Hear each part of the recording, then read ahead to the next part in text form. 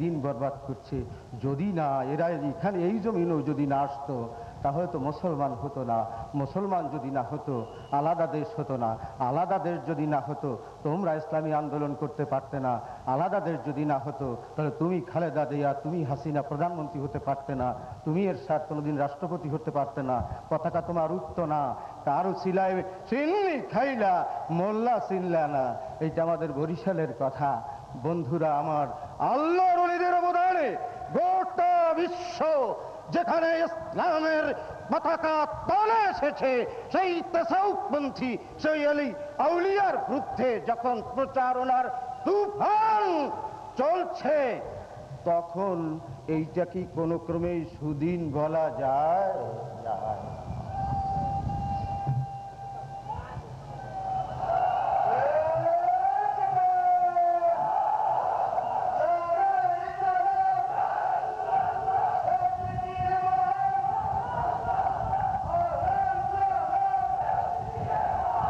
বন্ধুরা আমার, বিশিষ্ট ইসলামী চিন্তাবিদ পাকিস্তান পার্লামেন্টের সদস্য জনাব প্রফেসর ডক্টর তাহির আল মাদরি। তাহলে প্রফেসর ডক্টর তাহির আল মাদরি, আমার প্রিয় ভাইয়েরা, বহু মেহমান এখানে আছেন। আমার বক্তৃতা আমি বলেছি কেবলমাত্র লক্ষ্যহারা উদ্দেশ্যহারা গতানুগতিক কোনো আজ নয়।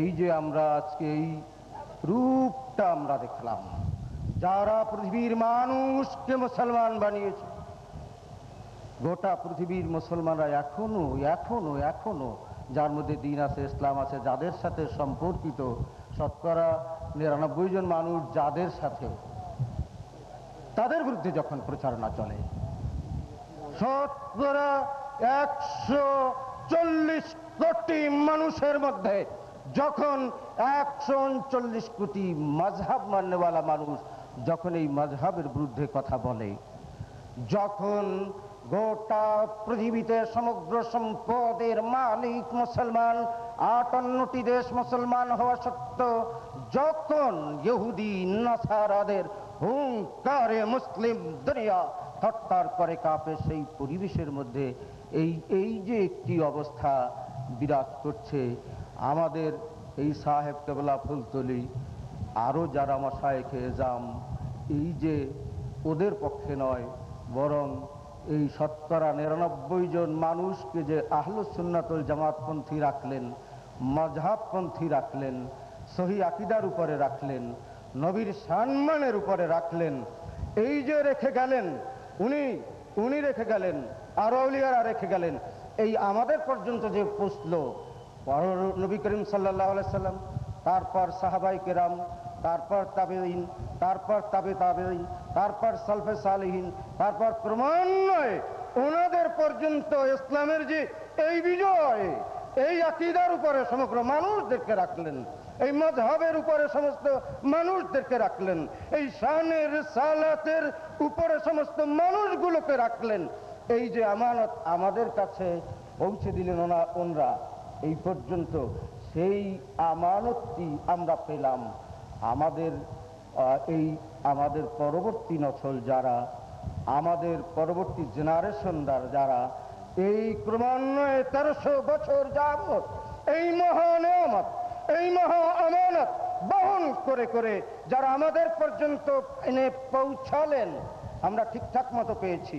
গোটা দুনিয়ায় এখনো এই আহলুস সুন্নাতুল জামাতপন্থী মাযহাবওয়ালা সহি আকীদাওয়ালা মানুষ শতকরা প্রায় ৯০ জন এই পর্যন্ত যে পৌঁছলেন, এই আমাদের পর্যন্ত যে আমানত এসে পৌঁছলো, আমরা যারা এখন আছি, এই আমানতটা আমাদের তো পৌঁছাইয়ে দিতে হবে আমাদের পরবর্তী প্রজন্মের কাছে।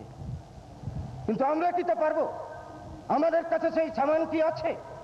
আমরা যুগের সমস্যা পরির সমাধান মোকাবেলা করে আমাদের পর্যন্ত সহি আকীদা পৌঁছিয়ে দিয়েছেন, আমাদের পর্যন্ত শানে রিসালাতের শান মান মর্যাদা পৌঁছিয়ে দিয়েছেন, আমাদের পর্যন্ত মাযহাবের নিয়ামত পৌঁছিয়ে দিয়েছেন, আমাদের পর্যন্ত সহি আকীদা পৌঁছিয়ে দিয়েছেন, দুনিয়ার ১ কোটি কোটি মানুষের কাছে পৌঁছিয়ে দিয়েছেন। আমাদের পর্যন্ত ওনাদের দায়িত্ব শেষ হয়ে গেছে, আমাদের পর্যন্ত এসে পড়ছে। আমরা কি আমাদের পরবর্তী নসলের কাছে, প্রজন্মের কাছে এই সহি আকীদা, এই মাযহাব, এই শানের সালাত, এটা কি আমরা পৌঁছিয়ে দিতে পারবো? পারতে হলে ওনাদের যুগ যুগ সামনে এগিয়ে চলে, নতুন নতুন সমস্যার সৃষ্টি হয়, প্রচার প্রপাগান্ডা, নিজের আদর্শ টিকিয়ে রাখবার পদ্ধতি নতুনতর হয়। আমরা যদি পারি তাহলে একটা প্রশ্ন আমি করব, একটি ব্যবস্থায় এই সহি আকীদা বহাল রাখার জন্য একটি পদ্ধতি হলো সহি শিক্ষা ব্যবস্থা।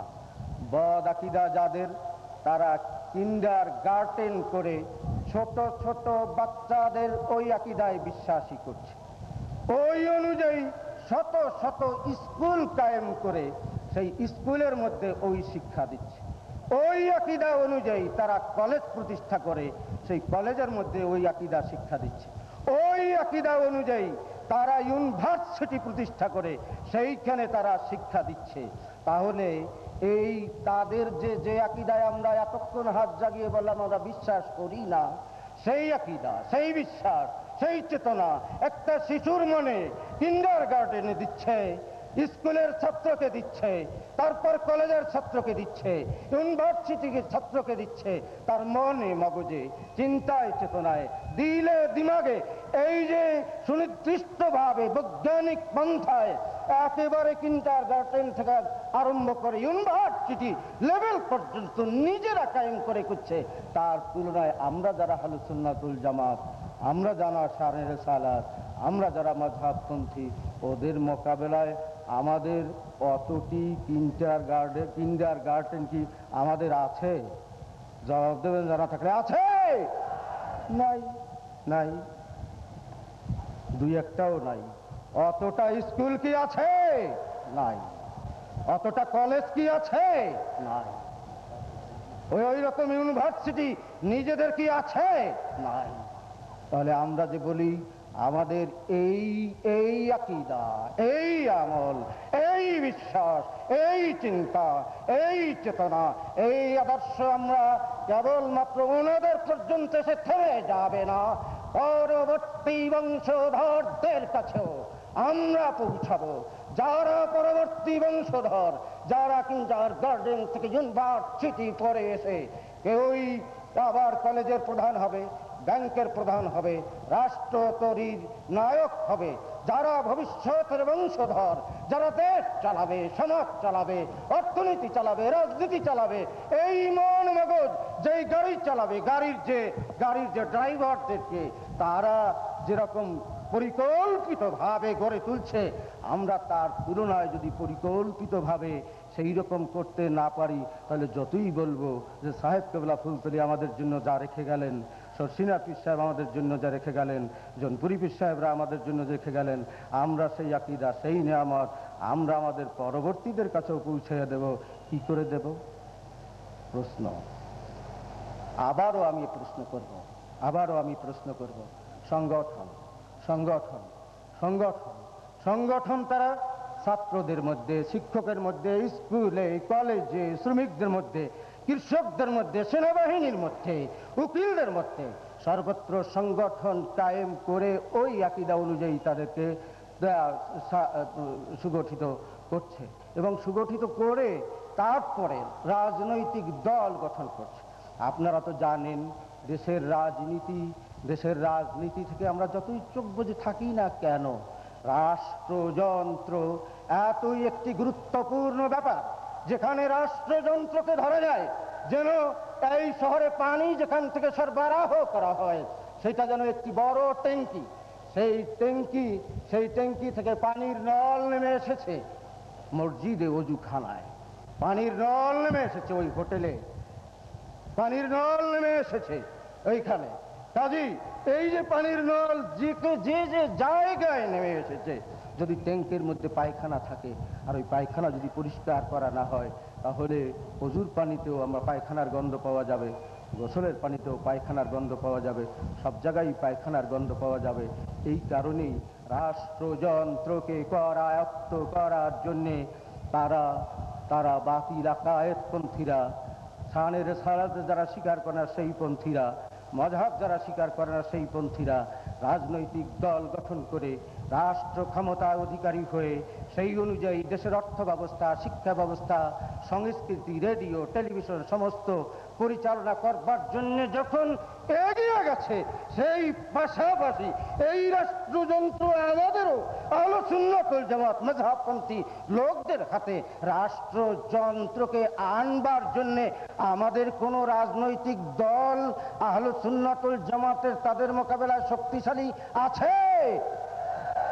নাই। আছে? নাই। তাহলে আমার কথা আমি শেষের দিকে আসছি। তাহলে আমরা যে বললাম যে আমাদের এই আহলে সুন্নাত ওয়াল জামাতপন্থী মানুষ, মাযহাবপন্থী মানুষ, শহীদা আকীদাপন্থী মানুষ এবং সহি আকায়েদপন্থী মানুষ, শানের সালাত মাননেওয়ালা মানুষ, যারা এই